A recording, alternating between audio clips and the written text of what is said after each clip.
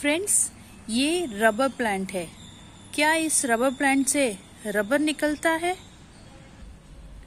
ये snake plant है। क्या स्नेक प्लांट के आसपास स्नेक्स दिखते हैं? ये मनी प्लांट है। क्या मनी प्लांट ग्रो करने से मनी ग्रो होता है? ये स्ट्रिंग ऑफ बनाना है। क्या इसमें बनाना ग्रो होता है? नहीं ना। फिर ये ऐसे आज एक ऐसे प्लांट के बारे में बात करूंगी जिसका नाम तो कुछ ऐसा है, लेकिन क्या इस पे वो चीज ग्रो होती है जो उसका नाम है ना कुछ कंफ्यूजिंग सा। बने रहे मेरे साथ मेरे चैनल में आईबी गार्डन।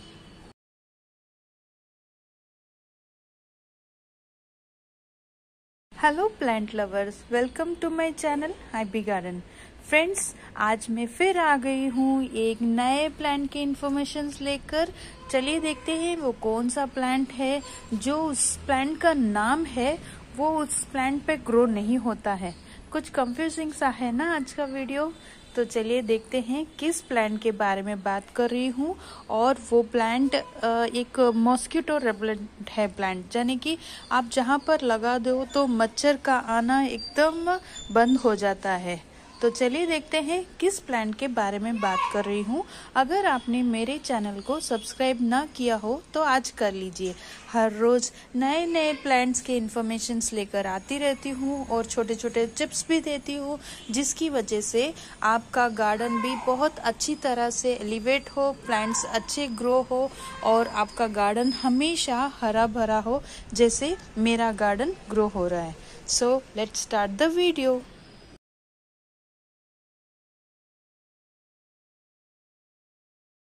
फ्रेंड्स, जिस प्लांट के बारे में मैं बात कर रही हूँ वो ये है पेंसिल प्लांट। यानी कि पेंसिल प्लांट में कोई पेंसिल तो नहीं मिलती है, लेकिन इसका आकार पेंसिल के जैसा रहता है। इनमें कोई पत्तियां नहीं रहती है। जितनी बार भी ग्रो करता है तो इस तरह से स्टिक ही ग्रो होती है। इनमें कोई भी लीफ नहीं होती है, या फिर ऐसा मानो कि लीफ ये स्टेम ही है जो लीफ माने जाते हैं। इसे फायर स्टिक भी बोलते हैं। वो क्यों? क्योंकि इस प्लांट को कड़ी से कड़ी धूप में रहना पसंद है। अगर आप इसे तेज धूप में रख दोगे ना तो यहाँ से एकदम रेड कलर के ये स्टेम्स ग्रो हो जाएंगे। ऐसा लगता है जैसे कोई फायर स्टिक्स है। तो इसीलिए इसे फायर स्टिक भी कहा जाता है और पेंसिल प्लांट भी कहा जाता है। तो इसके बारे में बात करती हूँ। ये एक इंडोर प्लांट कतई भी नहीं है। अगर आप इसे इंडोर रख दोगे तो इसकी ग्रोथ इतनी अच्छी नहीं रहेगी। हालांकि जब आप इसे आउटडोर यानी कि तेज से तेज धूप 40 डिग्री सेल्सियस से भी ज्यादा ये गर्मी को सहन कर सकता है। अब इसकी मिट्टी के बारे में बात करूँ तो ये वेल ड्रेन मिट्टी पसंद करता है। आप चाहे तो इससे हफ्तों यानी 5 से 7 दिन तक पानी ना डालो फिर भी ये ग्रो करता है। ये पेंसिल कैक्टस जो है एक कैक्टर फॉर्म का प्लांट है। देख पा रहे हैं आप इसमें। जब आप इस तरह से इसकी पत्तियां या फिर स्टेम आप इसे कट करोगे तो यहाँ पर कुछ दूध जैसा, मिल्क जैसा इसके अंदर से इस तरह से प्रोड्यूस होता है और ये निकलता है। तो अब इसके प्रोपगेशन के बारे में बात करते हैं। तो जिस तरह से मैंने यहाँ से स्टेम को तोड़ा है तो यहीं से हमें इसे अलग गमले में डालना है। इस प्लांट से लगाने के एक फायदा ये है कि अगर आपके घर में बालकनी में या फिर टेबल टॉप पे है तो एक डेकोर प्लांट, लेकिन अब जहाँ भी इसे लगा लो ना वहाँ पर मस्कीटोज एक हद तक आने बंद हो जाते हैं। यानी कि एक मस्कीटो रेप्लिकेंट प्लांट है ये पेंसिल कैक्टस। तो चलिए देखते हैं इसे मैं किस तरह से प्रोपगेट करती हूँ।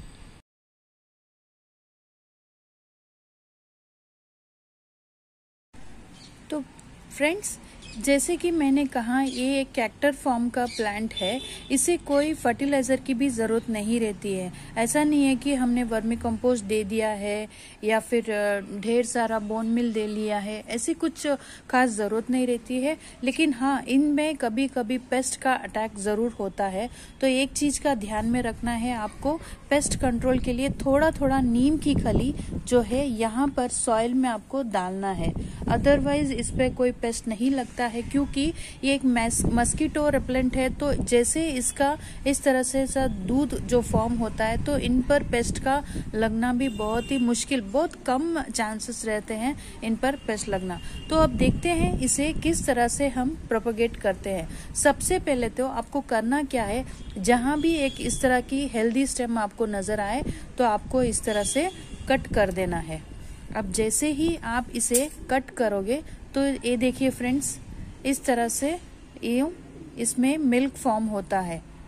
तो अब आप एक चीज को ध्यान में रखना है, ये जो मिल्क फॉर्म होता है ये बहुत ही हानिकारक रहता है बच्चों के लिए। और पेस्ट, आपके घर में कोई भी पेस्ट हो तो उन चीजों से आपको इसे दूर रखना है, ठीक है। जैसे कोई बच्चे के, या फिर अगर आपके हाथ में भी लग जाए तो आपको तुरंत ही इसे वॉश करना है, क्योंकि थोड़ा बहुत ये एलर्जेटिक रहता है और आंखों से लगने के लिए भी आपको बचना पड़ेगा इस दूध से। ये बहुत ही थोड़ा पॉइजनस रहता है, खासकर अपनी स्किन के लिए भी बहुत ही पॉइजनस है।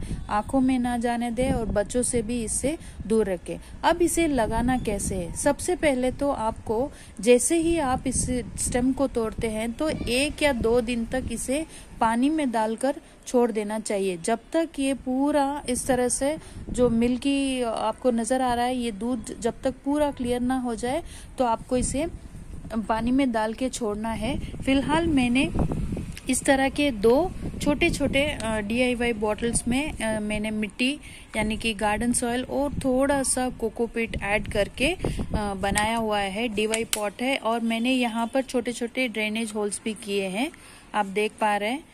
तो ये मैं किसके लिए बनाई हूँ, जहाँ भी मच्छर आते हैं, बाथरूम्स वगैरह, बालकनी वगैरह वहां पर आते हैं, तो मैंने इस तरह से छोटे छोटे 2 DIY पॉट्स बनाए हुए हैं।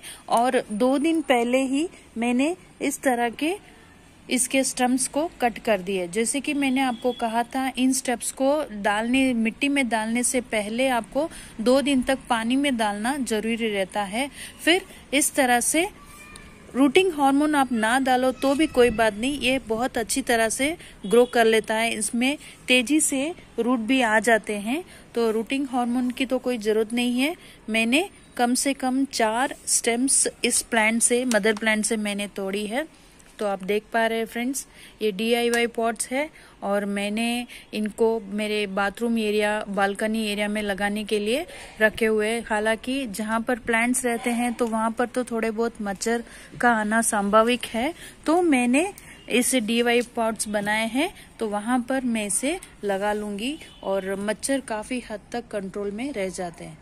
तो पेंसिल प्लांट का यही खासियत है, इसे तेज धूप में रखना चाहिए। जैसे ही आप इसे तेज धूप में रखोगे तो आप देख पाओगे इस तरह से एकदम इसकी जो टॉप रहती है ना, ये स्टेम्स लाल हो जाती है, एकदम रेडिश कलर। ऐसा लगता है जैसे हमने हाथों में कोई फायर स्टिक को पकड़ लिया है। पेंसिल कैक्टस का प्लांट के बारे में बोल रही हूँ। और कोई भी फर्टिलाइजर की जरूरत नहीं रहती है, पानी सिर्फ 5 या हफ्ते में एक बार दे तो भी काफी है। हालांकि ये कैक्टस जाति का प्लांट है और इसमें जो ये मिल्की इस तरह से दूध का जो स्टेम तोड़ने से आता है, इस चीज से आपको दूर रहना चाहिए, आपके हाथों पे ना लगे। और कोई भी बच्चे है घर में, इस दूध को उन्हें टच ना होने दे। और अगर आपके घर में कोई भी पेट है, जानवर है, तो उनसे भी इस मिल्क लिक्विड को दूर ही रखे, एलर्जेटिक होता है। अदरवाइज बहुत अच्छा प्लांट है। अगर आप एक बार लेके आओ स्टेम, छोटी स्टेम भी आप लेके आओ, आपके गार्डन में लगा दो, तो देखना इसकी ग्रोथ भी काफी फास्ट ये ग्रो होता है और आपके गार्डन से कभी भी ना जाने वाला प्लांट है पेंसिल कैक्टस। और इस तरह से छोटे छोटे गमले अगर आप DIY बना के आपके गार्डन में या फिर बालकनी में, बाथरूम्स में, टेबल टॉप पे, किचन के सिंक के आसपास रख दो ना, तो मच्छर का आना भी एकदम कम हो जाता है। तो कैसे लगा फ्रेंड्स, पेंसिल प्लांट में कोई भी पेंसिल नहीं ग्रो करती है, ऐसे ही मैंने मजाक किया। कोई भी पेंसिल, जस्ट नाम है इसका, क्योंकि इसकी जो ग्रोथ होती है हूबहू जैसे पेंसिल्स की तरह है, तो इसीलिए इसका नाम है। अदरवाइज बहुत ही अच्छा प्लांट है पेंसिल कैक्टस। तो कैसे लगा फ्रेंड्स आज का मेरा ये video about information about pencil cactus. तो thank you for watching my video. Stay connected with my channel IB Garden. Happy gardening friends.